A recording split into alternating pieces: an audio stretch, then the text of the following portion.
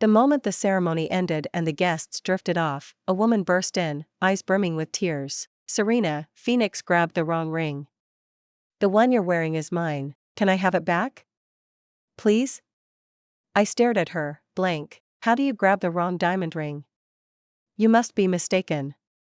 Let me call Phoenix and sort this out. When Phoenix arrived, he flicked a tiny band at me. "This one's yours. The diamond was my gift to Faye, stop trying to claim it." I hurled the ring to the grass. Phoenix's face flamed. "What the hell? You will not insult Faye. Apologize. Now, and if I don't, then we divorce, let's see who ends up ruined." He assumed he could walk away with half my fortune. Too bad I was flat broke. "Serena, how dare you throw the birthday gift I picked for Faye on the ground? Pick it up and say you're sorry." Faye glared, quivering with righteous fury. A dry laugh slipped from my throat. I'd planned to keep the spectacle minimal, but these two insisted on a show, so I obliged. "Phoenix, you're actually demanding an apology? Look at your own stunt first. On our wedding day you brought 2 rings. I'm your wife, what is she? What did you give me? A knockoff. And what did you give her? A diamond? Let everyone judge, does that sound fair?" Cornered, Phoenix scooped up the diamond, shoved it at Faye, then turned the color of cement. "What's that supposed to mean? You want a divorce so badly you're smearing us?" He paused, jaw ticking. "Fine by me. When we split, you'll return every dime of bride price, every gift, every cent I ever spent. Don't even think of keeping a penny." Watching him bare his teeth, I shook my head in disgust. How had I ever fallen for such a shameless con? Phoenix whipped out his phone and waved it at the onlookers. "Check it out, Serena's shopping spree on my card, all logged. Thousands in a single week." Before I could speak, the crowd erupted. "Serena, have a heart, Phoenix works himself raw and you blow through cash like water? 300 for a blouse, who do you think you are, some trust fund princess? No pedigree, yet you play the diva. Poor guy's saddled with you for life. Pay him back and stop leeching." I never touched his money, I shot back, steady as steel. My words were met with jeers and more spitfire accusations. I shifted gears, explanations could wait. "You claim I milked you, fine. Who bought that car outside?" Phoenix rolled his eyes and spat on the turf. "You paid for it, big deal. It's a used sedan on a car loan, an embarrassment to drive. I'm drowning in monthly payments while you keep bleeding me. Take the heap back, but reimburse me for every installment first." Done. I pulled out my phone and Venmo transferred the amount on the spot. He flung the keys at my feet. "Keep your trash. I'm done polishing your leftovers." Then, voice cracking for sympathy, he addressed the circle of guests. "You have no idea, she hands me hand-me-downs and calls them treasures, thinking I'm too dumb to notice. I stayed silent because I loved her, but she keeps gifting me junk while she splurges on herself. Disgusting." The crowd roared its approval. Thank God the truth's out. Imagine the nightmare if this sham had carried on. A woman like that? Divorce her, fast. Phoenix's parents piled on, painting me a villain straight from a true crime podcast. Just then Faye slipped through the ring of bodies, cheeks wet with perfectly timed tears. "Please, everybody, stop blaming Serena. She didn't mean it. Deep down she's good, maybe her parents just failed her. Let the wedding continue, today should be Phoenix's happy day." More tragic sobs. The picture of fragile innocence. Phoenix can't stand a crying woman. Faye's tears detonated his rage, everything was suddenly my fault. "You vile witch, look what you've done to this sweet girl. I'm done. Divorce, today. I refuse to live another minute with poison like you." The louder he cursed, the harder Faye cried. She tugged his sleeve, voice wobbling. "Phoenix, please stop. It's my fault, I made her angry. Why are you so kind? Even now you defend her." He stroked her hair, then lifted his head, eyes ice cold on me. "Apologize to Faye or the marriage ends right here." I burst out laughing. Did he think I'd flinch? I couldn't sign fast enough. "An apology? Not today." Smiling sweetly, I answered. Faye dropped the saint act. Then when? She snapped. The day I lay flowers on your grave, expect my apology then. Faye stamped her heel, tears splashing anew. Phoenix, did you hear her? He exploded, finger stabbing the air. Divorce. I shrugged. Ready when you are. Save your breath, my apology arrives after your funeral. Phoenix's eyes blazed crimson as I walked away.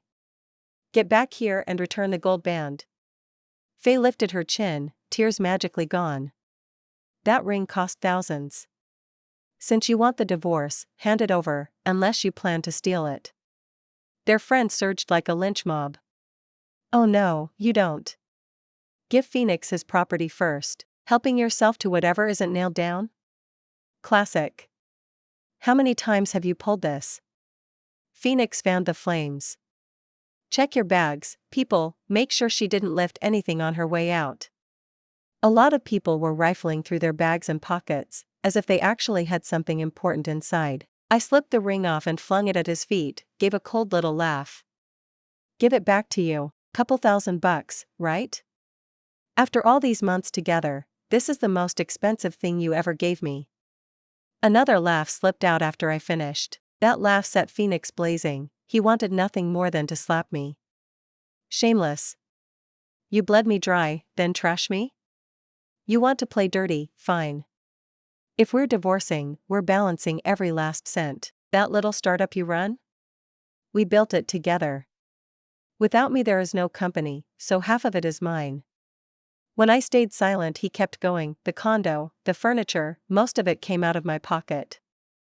Don't expect a free ride. I laughed inside. What effort had he ever put into the startup? The heaviest lifting he did was showing up to banquets and drinking. Other people drank to butter up clients. He drank for the sake of drinking and scarfing food. He wouldn't even greet the customers. All my Eastbrook clients were at the table, and I was the one coaxing them. Phoenix just ate until he was full, then left, sometimes dragging Faye along. That, to him, counted as effort. I'd paid the down payment on the condo. He'd wanted to chip in back then, but his job was going nowhere and money was tight, so I'd turned him down so he wouldn't feel crushed. Now the apartment had magically become partly his. As for the contents, the big-ticket items were mine. Small trinkets, vases, ornaments, fridge magnets, were his. Looking at his shameless face, I couldn't stand another second of bickering. Fine, have it your way.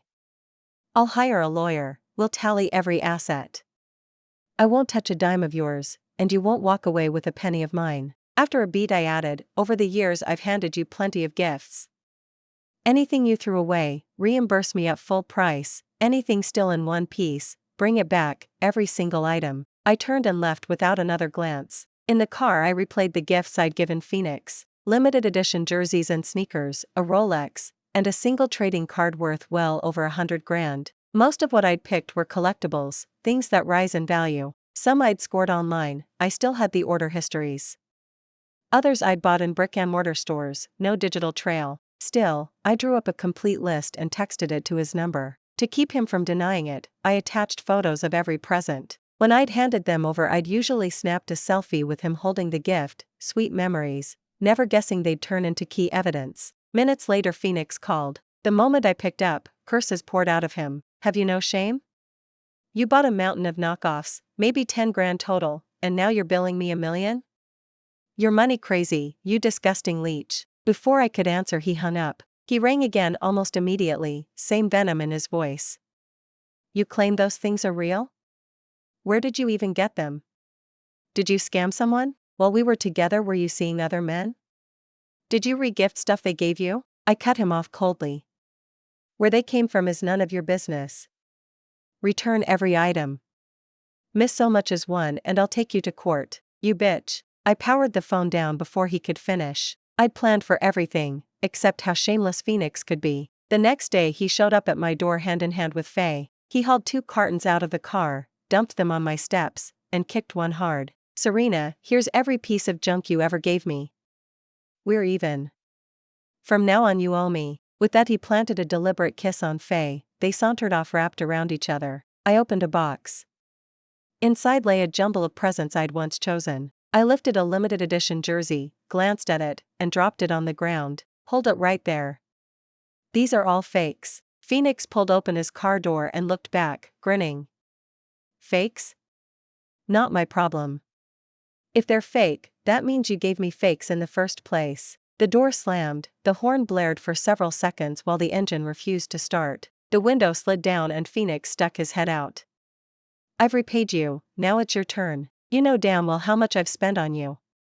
I won't be greedy, just wire me 200 grand. If I don't see the money in 3 days, don't blame me for what happens. For those 3 days Phoenix hounded me like a loan shark, a dozen calls a day demanding the cash. If I didn't answer he texted, he spammed my social feeds, until everyone we knew was watching. On the 4th day he barged into my house with a gang in tow. The moment he stepped inside he acted like the owner, hands clasped behind his back, pacing the rooms like some inspector. I came downstairs and glared. You're not welcome here. Phoenix snorted, turned toward a cabinet. Open that. Let's see what's inside. His men smashed the lock. In the drawer lay several trading cards showing exquisitely drawn anime figures. Phoenix burst out laughing, face full of mockery. Didn't know you had such childish hobbies. Thought these were cartoon wizards from cereal boxes. Ignorant, I thought, amused. These weren't cereal toys, they were limited edition trading cards, each one worth a fortune. I'd already given him one. Because he had no clue, he couldn't grasp their value. Among the hangers-on was a kid who loved cards. The moment he saw the drawer his eyes lit up. He tugged Phoenix's sleeve and whispered, "Those are limited edition cards, worth hundreds of thousands." What? Phoenix squeaked, eyes riveted to the cards. Impossible. A flimsy scrap of cardboard worth 6 figures? If they're genuine, absolutely, the kid whispered with certainty. Phoenix rolled his eyes and pronounced verdict, tight-fisted as she is, no way she bought the real thing. Must be knockoffs. I couldn't help myself. Real or fake, what's it to you? Even if they're fake, I like collecting them. Phoenix's face twitched. Of course it matters.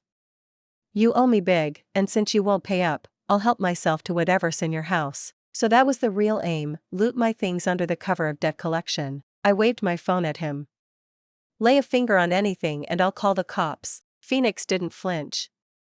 He straightened his back and laughed loud and long. We're still married, so what's wrong with me coming to my own house? And before the divorce we need to split the assets. Half of everything here is mine, so why can't I bring someone to inventory it? Shameless, I muttered in my head. Inventory away, but I'll bring my own people to cross-check. I suggest you call an appraiser. I've got plenty of collectibles, let them quote you a price. I gave him a long, cool look, then phoned an appraiser and my lawyer. Think you're the only one who can hire experts? Phoenix snapped, whipping out his phone and summoning his own appraiser and counsel. He led his crew upstairs and poked through every room. When he stepped into my bedroom and spotted the row of plush toys and Lewis bags, he lost it. Trading cards meant nothing to him, but designer purses and plushies he knew at a glance, authentic. Well, Serena. When we were together I never saw you use this stuff. You blew my money behind my back and hoarded it like a rat. Disgusting. He grabbed 2 Lewis handbags and spun toward the door. Arms folded, I leaned against the wall and said calmly, "Those are mine. Touch them and you're on camera. The house has security footage, so we'll know exactly what leaves. So what if I take them? Half this place is mine.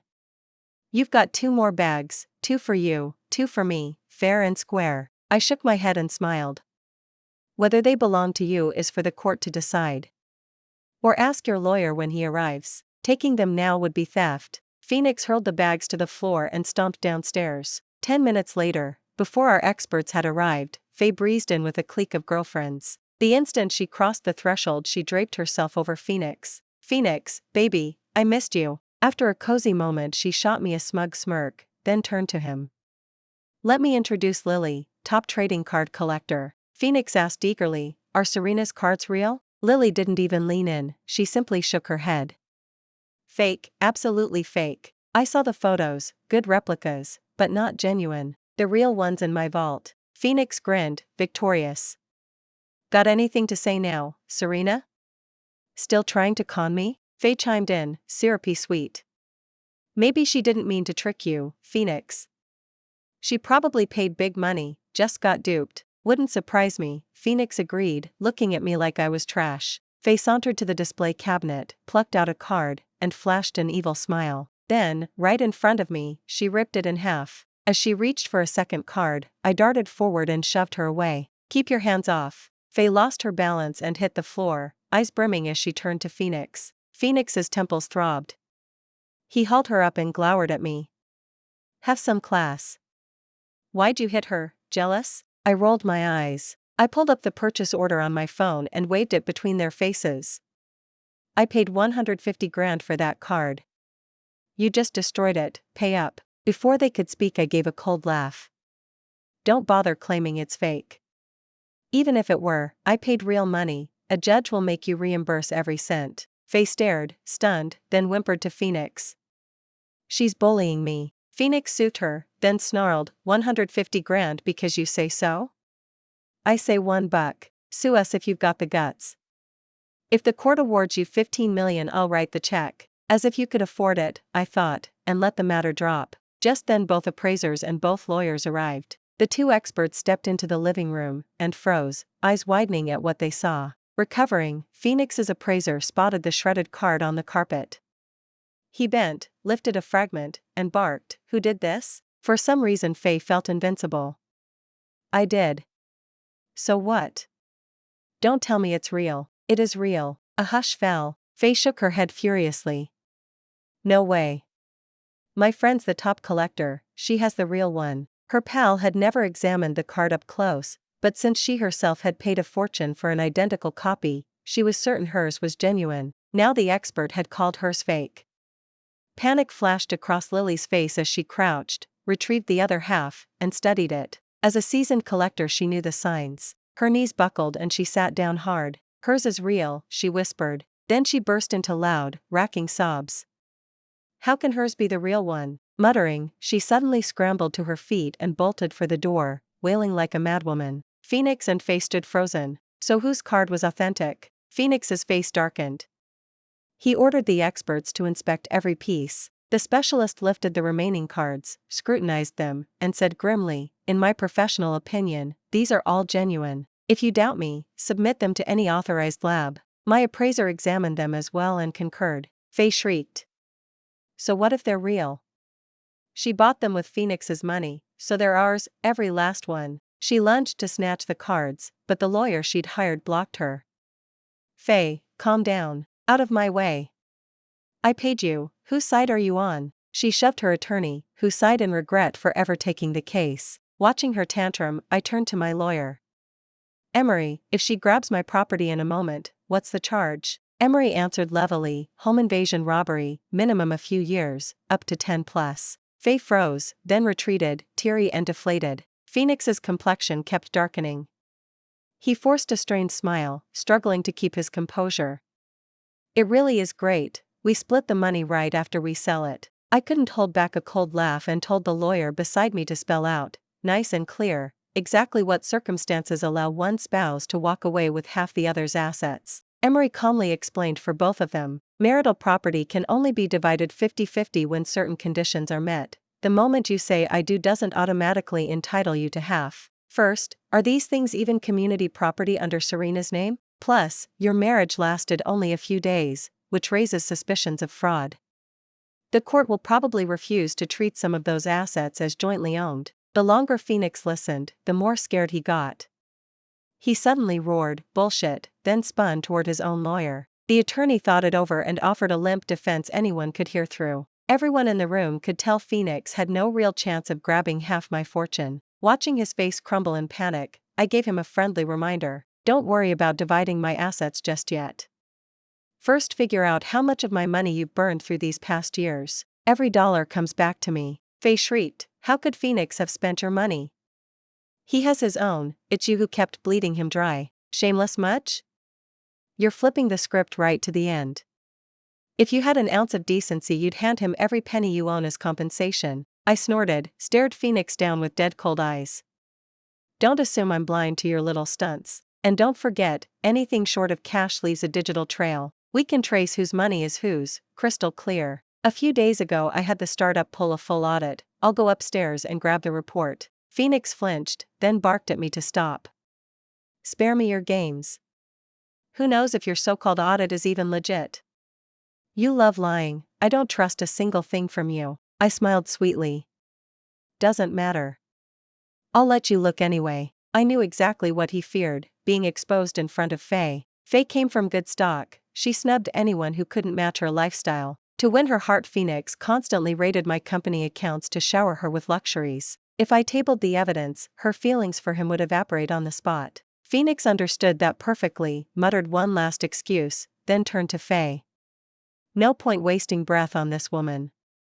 She makes me sick. Let's get out of here. Stay and see the show, I said without looking back, heels clacking up the stairs as I fetched the dossier. Just as they reached the front door, I called after them. It's all here. Aren't you brave enough to take a peek? Faye couldn't let that challenge slide. She wheeled around, but Phoenix caught her arm. Don't blow up.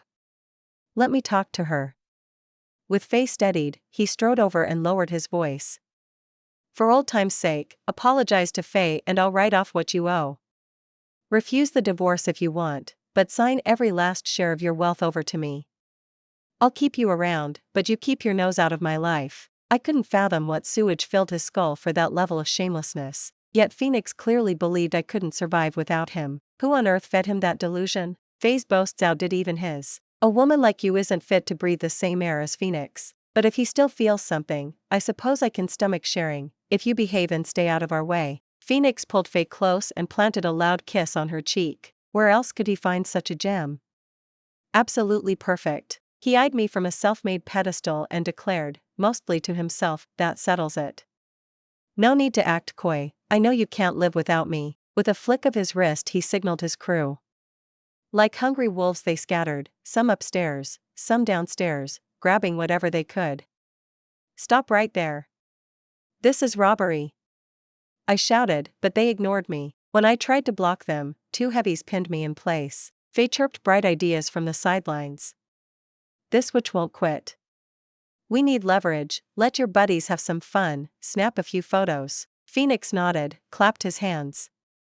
Once the trucks are loaded, my wife's yours for the day, just don't break her. He burst out laughing, tucked Faye's arm in his, and pivoted toward the exit. The instant they turned, a line of suit-clad men filled the doorway. The man in front wore a killing frost on his face. A man who pimps out his own wife doesn't deserve to live. Phoenix and Faye froze, mouths slack. They recognized the titan of industry before them, someone they'd glimpsed at galas they could only attend as plus ones.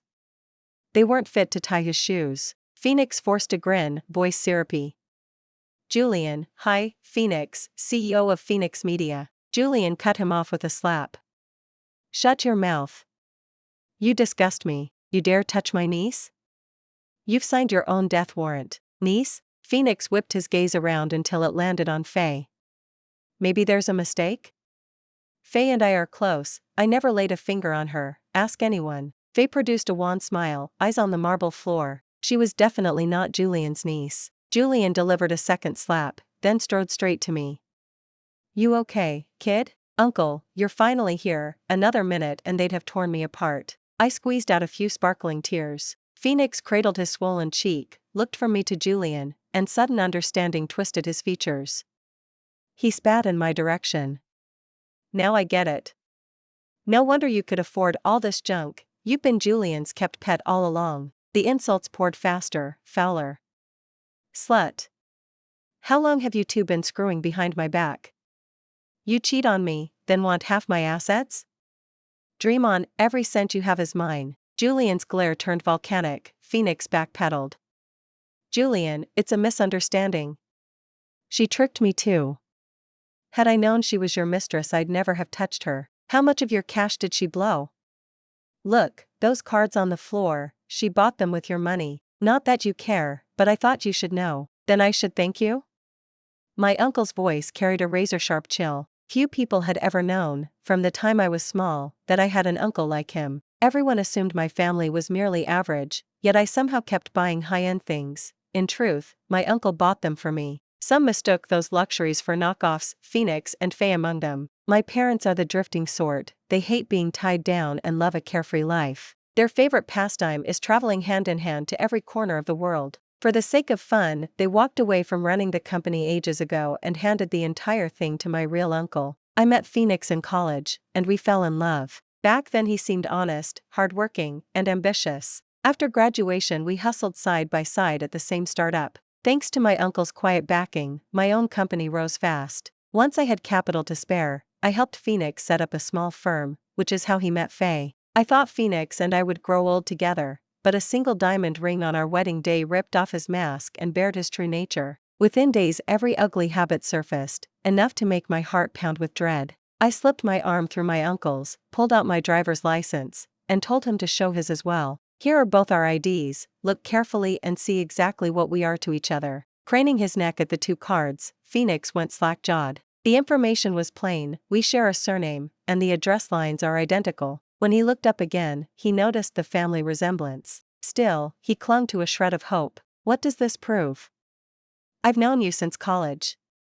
If he were your uncle, why didn't you ever let me meet him? If he's really your uncle, why was he a no-show at our engagement? You might fool the world, but you'll never fool me. Uncle lit a cigar, unhurried. You don't believe her, fine. But you'll believe me, she's my brother's daughter. My brother, her father, was my elder by blood. Impossible. Phoenix bellowed the word. Doesn't matter. Uncle's tone was ice. Your company is breathing today for one reason only, you were Serena's boyfriend. Without that title it would have flatlined long ago. Ever heard of Zero Form? That's my friend's company. I made one call, and they signed a blanket partnership with you, but as of today, the deal is dead. Watching Phoenix wilt, I served one last bombshell. Forgot to mention, everything you see here, this house and everything inside it, belongs to my uncle. It's his birthday gift to me. You won't leave this room with a single cent. I turned my back on the shell-shocked Phoenix and looked at Emery. Emery, I'll leave the rest to you. I never want to see him again. Emery nodded. As I walked away, Phoenix crumpled to the floor. Faye tried to lift him, but he flung her off. Get lost. This is all your fault. If you hadn't kept pushing me, things would never have spiraled this far. Faye opened her mouth. For a long moment no words came. What, now that Serena's rich you want her back? Phoenix's eyes blazed. We were fine until you poisoned everything. If you hadn't whined about that diamond ring on our wedding day, none of this would have happened. You were jealous Serena married a catch like me, so you schemed to break us apart, and I stupidly fell for it. Damn me, go apologize to Serena, explain it to her face. If she really divorces me, I swear I'll make you pay. Screw you. Her divorcing you has nothing to do with me. Weren't you the one dying to dump her? What did you say in bed? That you loved me. Now that she's loaded, suddenly she's the love of your life? You're in love with whoever's got the biggest bank balance, is that it? I must have been blind to fall for a good guy like you. You seduced me, now go confess to Serena. He grabbed Faye, trying to drag her after me. Faye stomped on his instep, pain made him let go. She sprinted off. I misjudged you, Phoenix. From this day on we're strangers. Phoenix wandered the street alone. A cold wind hit him, he shivered, slapped himself, and muttered in regret, stupid, how did I manage to blow it with Faye too? He thought it over and went to beg her forgiveness, but Faye had seen through him. The man cared only about money. The day she ran out, he'd abandon her without a second glance. She gave him no opening, deleted every contact, warned every friend. Don't ever deal with a man like that again, she said. She also spilled every rotten thing he'd done. Within hours everyone knew exactly what sort of man Phoenix was. Cornered, he came crawling back to me. When I first caught sight of him I mistook him for a beggar. He dropped to his knees with a thud, pleading, Serena, I was wrong. Faye put me up to it all, she bewitched me. Give me one more chance and I'll love you for life. We can even sign a prenup, I don't want a penny, only you. Watching him grovel like a dog, I shook my head in disappointment and had security throw him out. Without my uncle's lifeline, Phoenix's startup collapsed under a mountain of debt. When our assets were sorted, he walked away with nothing and was ordered to pay me $4.5 million in damages. I didn't hear about him again for ages. The last whispers reached me at a friend's party. After the bankruptcy, desperate for cash, he broke into Faye's apartment, slashed her face with a knife, and robbed her. The police caught him, he's now sitting in a cell. Thanks for listening to today's story. On a scale of 1 to 10, how would you rate it? If you enjoyed the video, please like and share it with friends. We'd love to read your thoughts in the comments. Don't forget to subscribe for more gripping tales. See you next time.